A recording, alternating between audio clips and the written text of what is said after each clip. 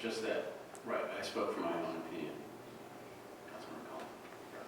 What I believe is right and what I believe is wrong. And I think I made that clear. And I believe I think I do know what's right and what's wrong. Living here 18 years and knowing a lot of folks, and I think that we'll close the door on opportunities to consider our future.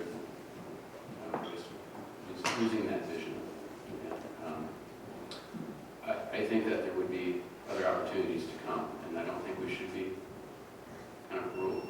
My personal opinion, I don't think we should be ruled by that fear. I think we should see how things go and take a break on this. I'm not ruled by fear, and I think for a point of clarification, I think a lot of our constituents get worked up because of what we do put out there and get stressed out. If you even got worried about being stressed out about annexation, I think that a lot of it is because of the talk and whether it comes from city council about this is going to happen, and we talk about it like it's going to happen tomorrow. And it's a very long-term plan. If we want to say no now and no building and no annexations, all that does is build up demand and drive up the price of housing. And in the future, it is like a balloon breaking, and it will all come back again in an instant when the next market cycle happens. So we can say no, we can stop it now, but there are ramifications later. All right. Got kind of a split piece here, Mr. Radnicki. Can you break the ice on this one for me? Are you asking for where I'm weighing in? Yes. Whether you would allow the mayor to proceed with the conversation, that's the question. Very briefly. I think I'm conflicted, not on whether or not to let you proceed. Do I have that control? But so many months ago, I believe it was summer, there seemed to be strong support for this idea of a park in that section. And now we're completely flipped, pivoted to another conversation.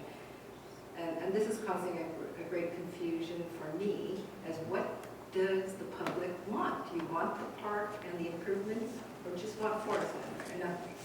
You know, this is my big struggle. I'm kind of a big picture person, and tell me what you exactly want, because it was a park and enhancement so many months ago, now it's like, don't do anything. So I would say yes, please go and have a conversation if that's not going to cause us some great travesty. I cannot, I know that. I completely commit on your behalf. So, yeah, continue the, I just don't want something to disappear and then it comes back. We wanted the parking, we want that, and now it's gone. So. Councilmember Dixon. Yeah, we're going to trust you here. If you talk to them, you make sure that you discuss with them barriers of sound and greenery for the neighbors, and make sure that the neighbors know, as well as the Ballfield people, to come to that public hearing. Well, I've already received one call from a person who lives in New Park Ridge, and they've asked to have a discussion, so I'm certainly requesting to invite their neighbors, and what do you think? Developers has definitely heard the message this evening, so. All right, so I think, can we put a pin in this one and move on? All righty, great. Make it easier, folks. The next one is the Agenda Bill AB 1722 SRO job description. Mr. Moore. Thank you. This is super easy, button. So we worked at length, actually quite a few hours with Brew Creek School District, Dr. Anthony Smith, Principal Roxanne Cheney, Principal Larry Bates, among others, developed in coordination with them, police department, the job description for the Potomac School District Officer position. Kind of giving you the last bite of the apple, if there's any direction or substantive change that's been done for me to date. Because what I'd like to do now is bring this back and then we have a competent draft. Bring this to the bargaining guild, make sure their group is okay, they're ready to what's their hour, I think that's fine order. And then bring it back to the very next available meeting for the next meeting and after to get this adopted as we move forward in hiring, recruiting, training, etc. I mean, that's what we're doing. Okay, any comments or concerns? All right, seeing none. Bring it forward for consideration at the next meeting. All right, please.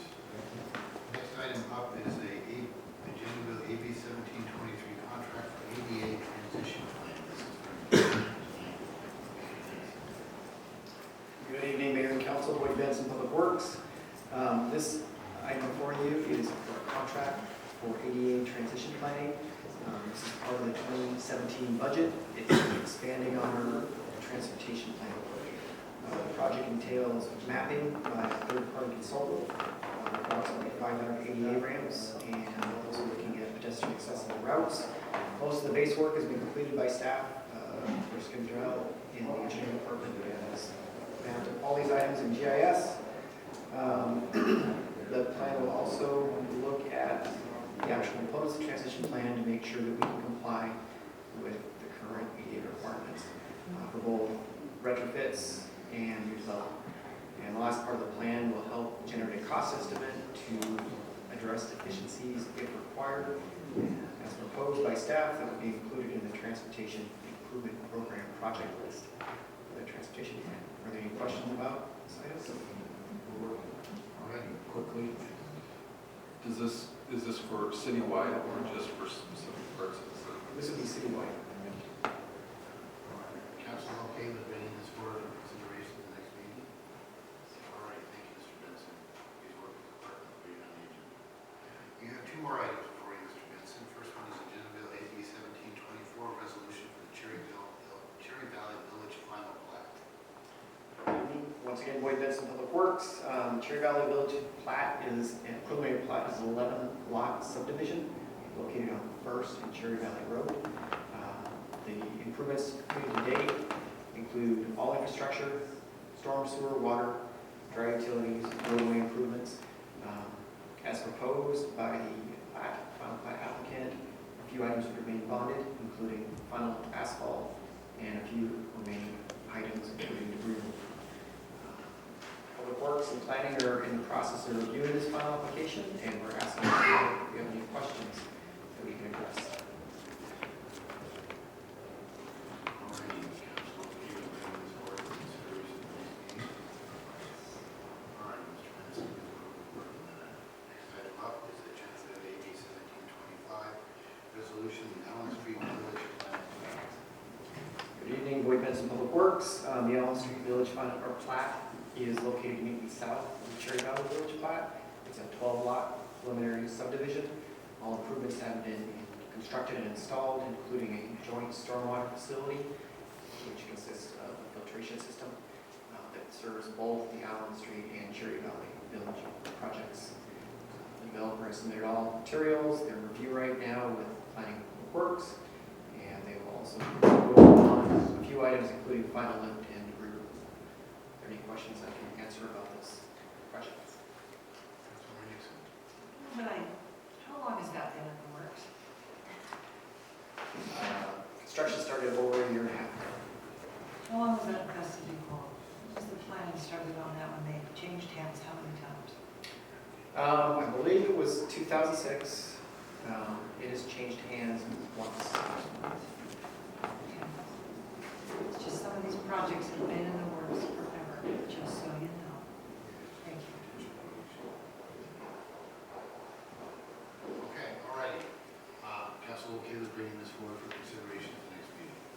All right, Mr. Benson, please work with the clerk on that item. Alrighty, we have ourselves 4 items of unfinished business. I'm asking council to provide direction on all 4. The first is Agenda Bill AB 1716, approved resolution approving the work plan for the full certification of the 2015 comprehensive plan. So moved. Second. Mr. Benson, did you have any brief introduction on this item, or does council have any questions on this item? Alrighty, seeing none, all those in favor? Aye. All those opposed? Okay, motion carries. Next item up is Agenda Bill AB 1717, approved resolution implementing the fee schedule for Big Rock Ball Fields. So moved. Second. Mr. Benson, do you have anything you want to add to this, or council have any questions on this item? Seeing none, all those in favor? Aye. All those opposed? Motion carries.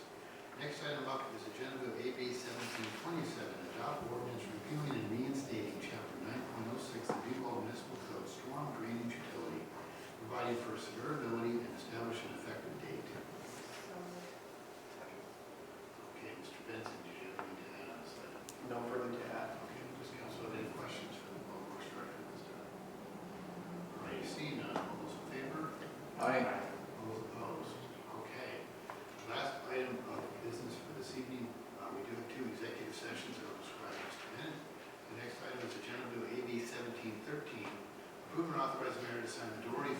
lease agreement with Josh Farm, Oak Lady LLC, not to exceed 3 years. So, Second.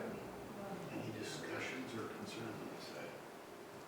If I can add a few brief comments? Yes, please. So, as you recall, the previous agreement with a horse purveyor did not come to fruition.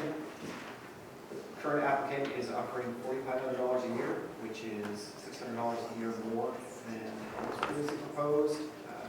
Staff has completed background checks and reference checks, and it appears that this is a good opportunity for the city of Duval. A farm plan may be required, based on the number of livestock, and that is included within the contract. So, be with King County. All righty. Any questions for Public Works this evening on this item? All right. All those in favor? All those opposed? Okay, motion carries. We have ourselves 2 executive sessions. The first one is for 20 minutes for potential litigation. It will not last any more than 20 It will minutes. not last any more than 20 minutes.